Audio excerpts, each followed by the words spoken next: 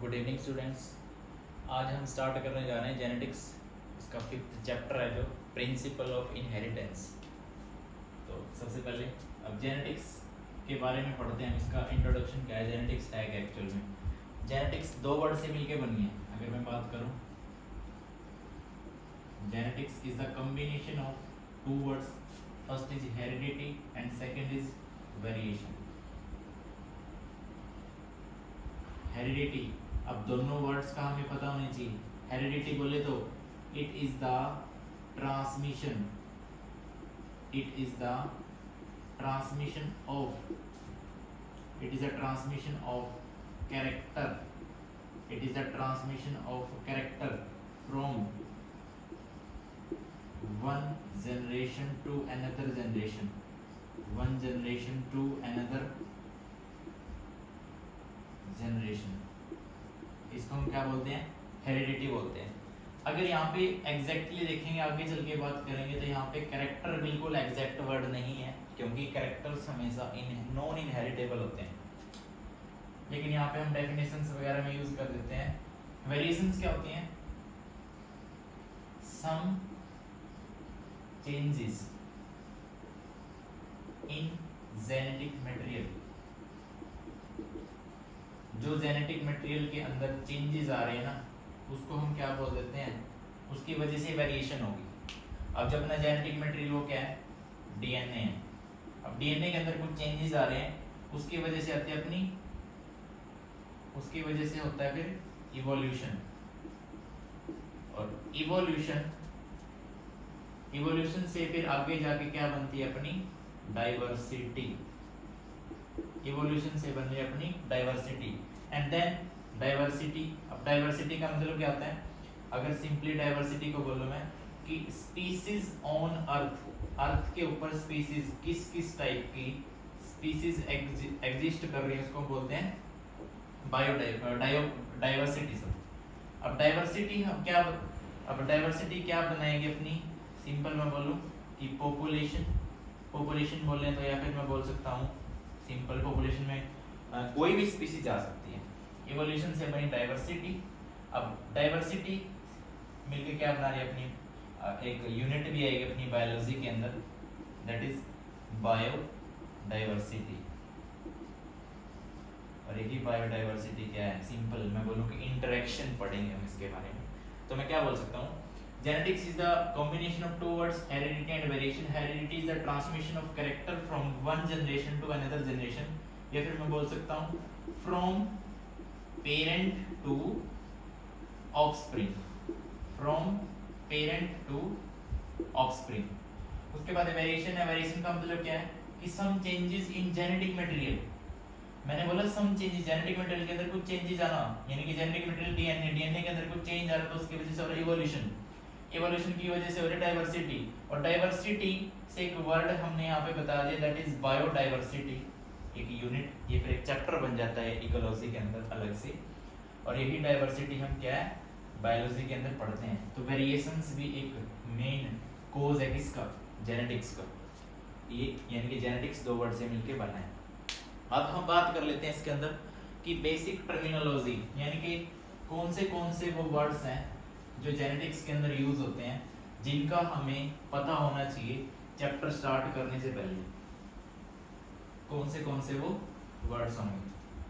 तो फर्स्ट अगर मैं बात करूं, फर्स्ट सबसे पहले मेरे को पता होना चाहिए जीन के बारे में कि व्हाट इज जीन। अगर जीन को मैं बोलूं, सिंपली बोल सकता हूं मैं, it is the functional part of the segment of DNA। एक DNA का सेगमेंट है, उस DNA का सेगमेंट है, यानी कि उस सेगमेंट का एक पार्ट है। वही पार्ट कौन सा, फंक्शनल पार्ट, वो क्या कहलाएगा, जीन। या फिर मैं बोलूं a piece of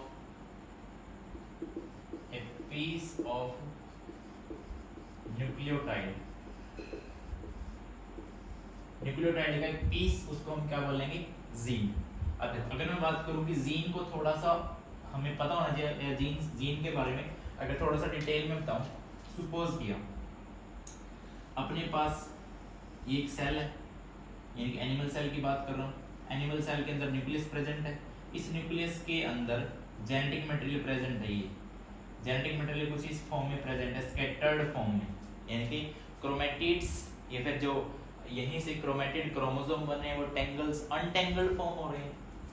यानी कि सिंपल में बोलूं, this is the genetic material. Genetic material जिसकी मैं बात कर रहा हूँ वो क्या हुआ अपना डीएनए।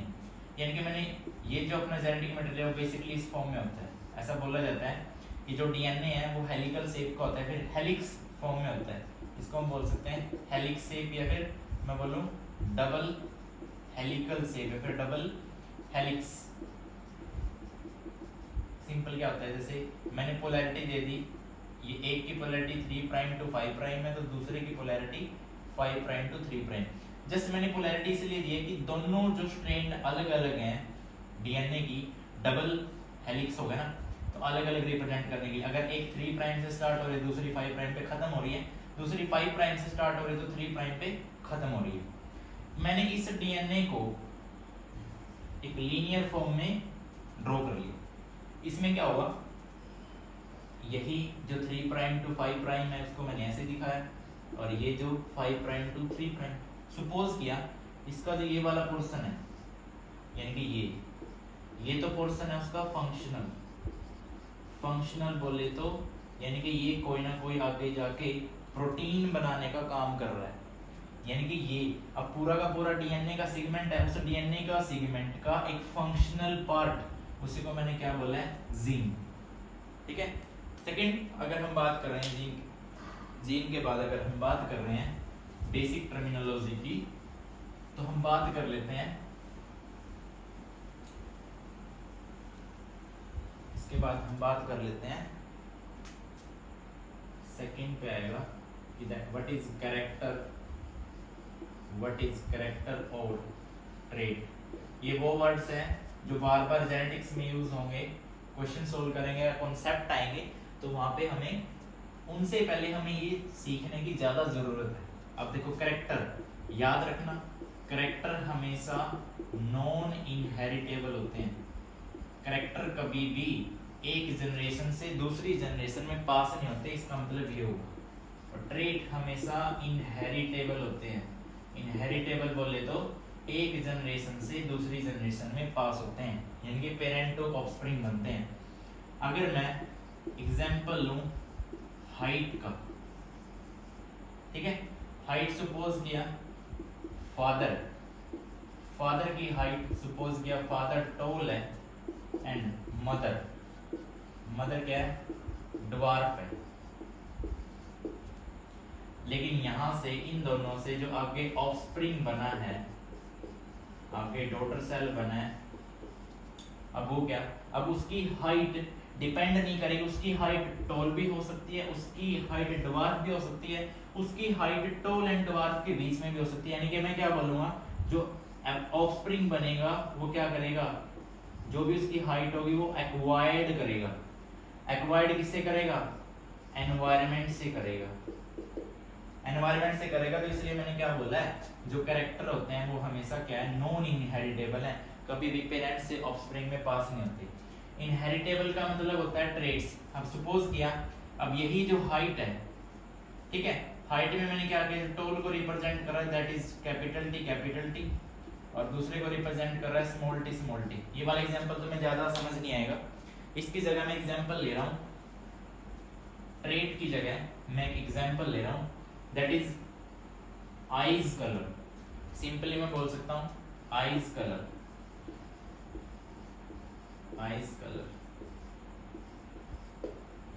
यानी कि जो आईज कलर पेरेंट का होगा वही आईज कलर क्या होगा, ऑफस्प्रिंग का होगा। सिंपल बोल सकता हूं मैं ट्रेट आईज कलर। और ज्यादा डिटेल में समझेंगे ट्रेट को जब हम monohybrid dihybrid cross करेंगे। उसके बाद अपना, इसके बाद जो वर्ड्स यूज होंगे, फिर जो बेसिक वर्ड्स यूज होंगे, होमोजाइगस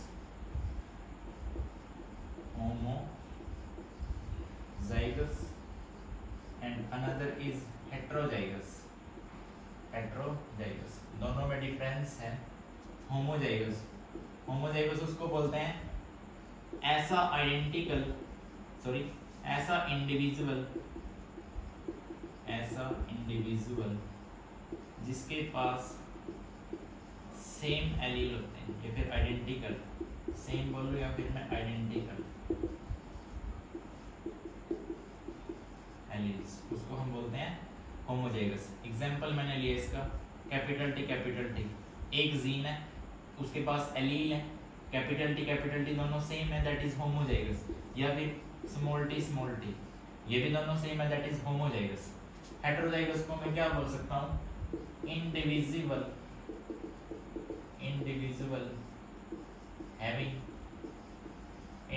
हैविंग, यहाँ पे मैंने सेम लिखा है, आइडेंटिकल लिखा है, तो यहाँ पे मैं लिखूंगा डिफरेंट एलील्स। ऐसा इंडिविजुअल्स जिसके अलग अलग एलील्स होंगे उसको हेटेरोजाइगस बोलेंगे, यानी कि कैपिटल टी स्मॉल टी दोनों अलग अलग हैं।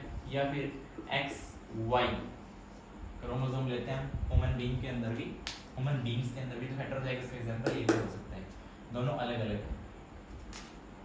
अब मैं बार बार एक वर्ड यूज कर रहा हूँ यहाँ पे एलील, यहाँ पे भी एलील वर्ड यूज किया, तो अगर मैं बताऊं कि एलील होते क्या हैं, एलील्स मैं बोलूं इट इज द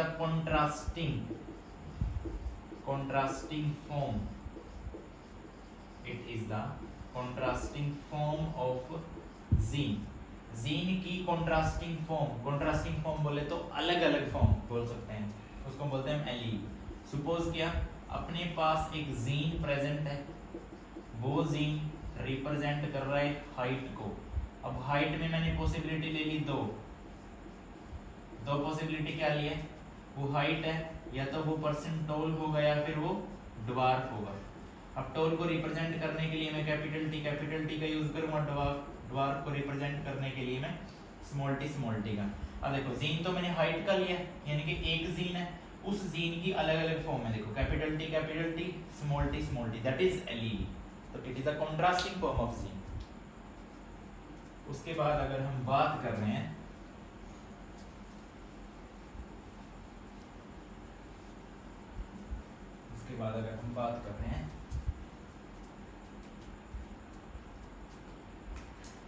तो वो हम बात कर लेंगे मोनोहाइब्रिड,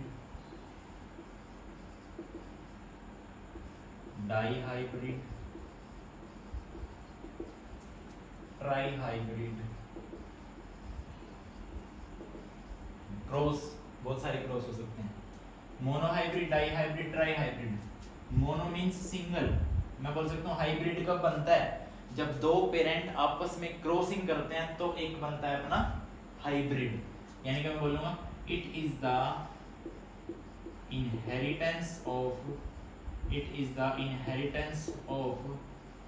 सिंगल कैरेक्टर, या फिर मैं बोल सकता हूं कि single gene.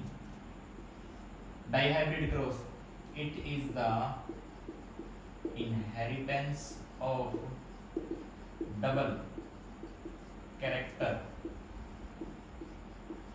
it is the inheritance of double character या फिर double gene। अब सिंगल की मैं बात करूं, मैंने क्या लिया, एक जीन ले लिया जो कि हाइट के लिए रिस्पॉन्सिबल है। अब हाइट को रिप्रेजेंट कर रहे हैं कि सिंगल कैरेक्टर की बात कर रहे हैं। अगर मैं डबल कैरेक्टर की बात कर रहा हूं तो मैं एग्जांपल ले लेता हूं सीड का। सीड कैसा है? राउंड तो उसकी शेप होगी, राउंड और रिंकल्ड, ये तो उसकी शेप होगी, और इन शेप के अलावा जो उनका कलर होगा वो कलर हमने ले लिया। कौन सा? एक का येलो कलर तो दूसरे का ग्रीन कलर।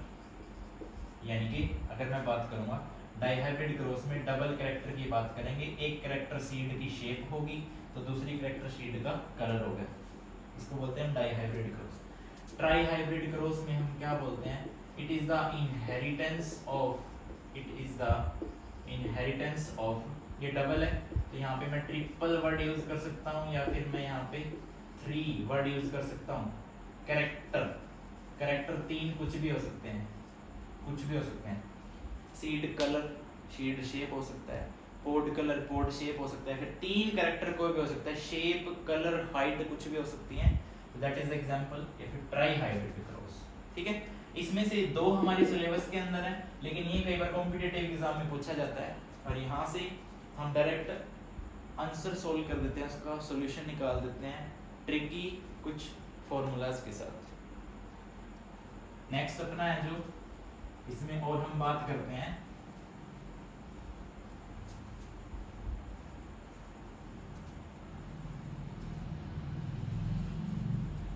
और जो जेनेटिक्स के जो बेसिक वर्ड्स हैं इसमें आई थिंक ऑलमोस्ट अपने डिस्कस हो चुके हैं।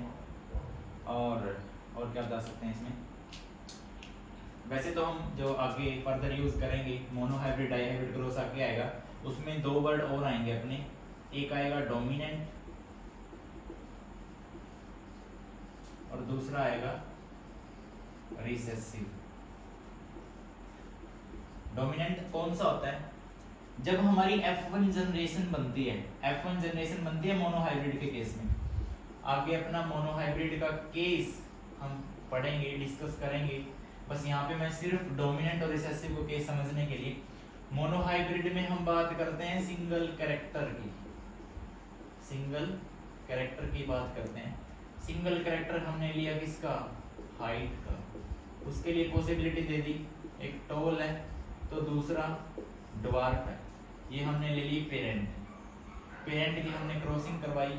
सबसे पहले अब अगर मैं गैमेट बनाऊंगा तो सेम टाइप के एलील है, कैपिटल टी तो टी बनेगा, स्मॉल टी तो टी बनेगा। अगर मैं गैमेट्स बनाऊं तो यहाँ पे कैपिटल टी आया, यहाँ पे स्मॉल टी आया, दैट इज गैमेट्स। अब यहाँ से मेरे को बनानी है F1 जनरेशन। F1 जनरेशन क्या बनेगी, ये इसके साथ क्या करेगा, क्रॉसिंग करेगा, दैट इज F1 जनरेशन। अब देखो यहाँ पे कैपिटल टी टॉल प्लांट को शो कर रहा है, स्मॉल टी ड्वार्फ प्लांट को शो कर रहा है।